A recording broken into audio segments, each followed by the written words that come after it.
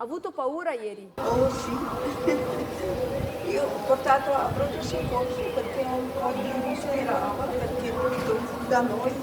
Fuoco, fumo, danni, ma soprattutto tanta paura. Erano le 12 quando a Cartigliano, in una palazzina di Via Aldomoro, le fiamme hanno avvolto e distrutto un appartamento al secondo piano. Prima il rogo e poi le urla. Un incendio divampato in pochi secondi, probabilmente a causa di un cortocircuito scatenato dalla presa del televisore. Sindaco, tanta paura ieri a Cartigliano. Sì, non nego che ho avuto tanta paura e nella sfortuna fortunatamente è successo di giorno, perché se succedeva di notte non so cosa sarebbe successo e cosa commentavamo oggi.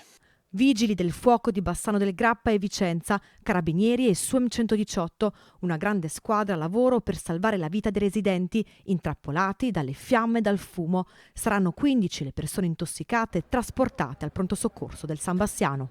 13 cittadini e 2 carabinieri, che ringrazio questi carabinieri per quello che hanno fatto, ma non solo i carabinieri, devo ringraziare anche gli operatori sanitari e i vigili del fuoco perché hanno gestito la situazione in una maniera impeccabile e grazie a loro oggi ci troviamo qua a commentare un brutto fatto ma non una tragedia. Una tragedia sfiorata, grande la paura, ma grande anche la risposta dell'intera comunità. Gli inquilini dell'appartamento che è andato a fuoco, dove hanno trovato riparo questa notte?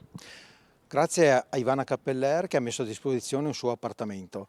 Devo dire che tutti i cittadini di Cartigliano si sono dimostrati molto disponibili in questa situazione. Basti pensare al Parco Zoo Cappeller che a mezzogiorno ha dato da mangiare a tutti i ragazzi e gli adulti che erano fuori casa e in più la Proloco e i ragazzi del calcio che ieri sera hanno fatto la cena proprio per loro.